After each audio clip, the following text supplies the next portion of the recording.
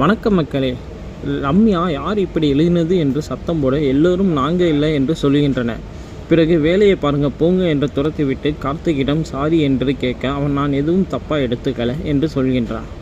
அடுத்து ரம்யா சுவற்றில் இப்படி எழுதியவனை கூப்பிட்டு அவனுக்கு பணத்தை கொடுத்து இந்த அவனுடைய செட்டில்மெண்ட், இனிமே உனக்கு இங்கே வேலை இல்லை என்று துரத்த அவன் நீங்கள் சொல்லித்தானே மேடம் அப்படி எழுதினேன் என்று கேட்க நீ எதிர்பார்த்ததை விட இதில் நிறைய பணம் இருக்குது, இனிமேல் நீங்கள் இருந்தால் நல்லது இல்லை என்று அனுப்பி வைக்கின்றான். அதனைத் தொடர்ந்து கார்த்திக் தீபாவுடன் ஹாஸ்பிட்டல் வர அப்போது தீபாவை குத்த இந்த ரவுடி மாட்ட கார்த்திக் அவனதை துரத்தி செல்கின்றான்.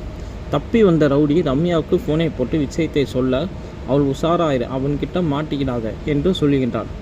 பிறகு தீபாவுக்கு ஃபோனை போட்டு நலம் விசாரிக்க அவள் என் ஹஸ்பண்டு கிட்ட பேசு என்று கார்த்திகிடம் ஃபோனை கொடுக்க கடுப்பாகும் ரம்யா பேசாமல் அமைதியாகவே இருக்க கார்த்திக் லைனில் தான் இருக்காங்க ஆனால் பேச மாட்டேங்கிறாங்க என்று தீபாவிடம் ஃபோனை கொடுக்கின்றான்.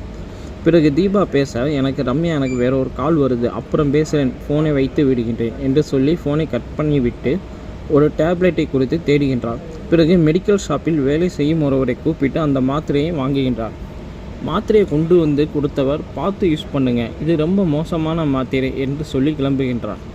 அடுத்து பழத்துடன் அபிராமி வீட்டிற்கு வரும் ரம்யா தீபாவுக்கு ஜூஸ் போட்டு கொடுங்க, நீங்கள் போடுறீங்களா இல்லை நானே போடவா என்று கேட்க அபிராமி நானே போட்டு தரேன் என்று ஜூஸ் போட்டு கொண்டு வர நீங்கள் தீபாவை உட்கார வைங்க நான் குடிக்க வைக்கிறேன் என்று சொல்லி ஜூஸில் மாத்திரையை கலந்து கொடுக்க அதை குடித்த தீபா கொஞ்ச நேரத்தில் எல்லோரிடம் கோபப்பட்டு பொருட்களை தூக்கி போட்டு சைக்கோ போல் நடந்து கொண்டிருக்கிறார்.